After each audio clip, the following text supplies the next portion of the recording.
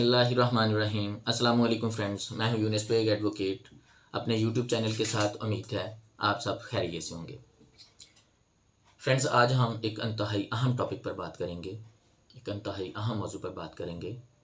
वो इंतहाई अहम टॉपिक है निकाहनामा।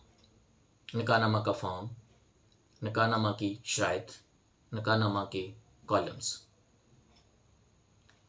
फ्रेंड्स, जो पुराने वक़्त थे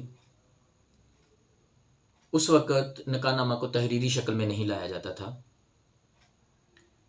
निकाहनामा ज़बानी तौर पर ही पढ़ाया जाता था। ज़ुबानी ही निकाहनामा इजाब व कबूल के बाद मुकम्मल होता था। जो तमाम शराइत थी निकाह की वो ज़बानी ही तय की जाती थी। जो तमाम हकूक़ व फ़राइज़ हैं वो ज़बानी ही तय किए जाते थे। हक महर का तयन भी ज़बानी ही किया जाता था। लेकिन वक़्त के साथ साथ माशरे में बेशुमार मसाइल पैदा होने की वजह से, बेशुमार पेचीदगियाँ पैदा होने की वजह से निकाहनामा को रजिस्टर्ड करवाना लाजमी करार दिया गया।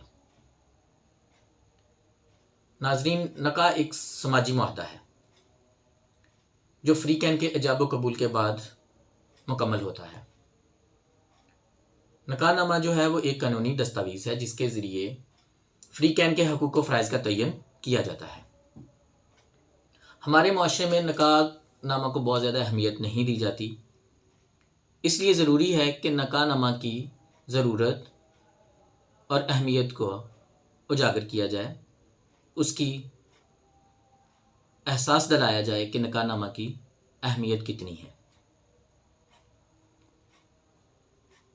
फ्रेंड्स, इस्लाम और कानून एक औरत को अपने मुस्तकबिल के बारे में जिन तहफ़्फ़ुज़ात को यकीनी बनाने का हक़ देती है वो सिर्फ़ निकाहनामा के कॉलम्स जो हैं उनको सही तरीके से पुर करने की बुनियाद पर ही यकीनी बनाया जा सकता है।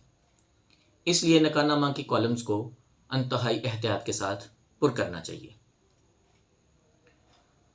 निकाहनामा के टोटल 22 कॉलम्स होते हैं, जिनमें से एक कॉलम से लेकर 12 कॉलम्स तक दुल्हा का नाम, इसमें आम मालूमात होती हैं। दुल्हा का नाम, दुल्हन का नाम, दुल्हा और दुल्हन की वल्दियत, दुल्हा दुल्हन की उम्रें, दुल्हा और दुल्हन की यूनियन कौंसल, ज़िला, शादी की तारीख़, निकाह के गवाहान, फ़रीक़ैन के वकील और आया दुल्हन कंवारी है, बेवा है या मतलका है, इसका अंदराज होता है। बाकी कॉलम्स को हम नेक्स्ट वीडियो में डिस्कस करेंगे। फ्रेंड्स, अपने प्यारों का ख्याल रखें। बहुत शुक्रिया। अल्लाह हाफ़िज़।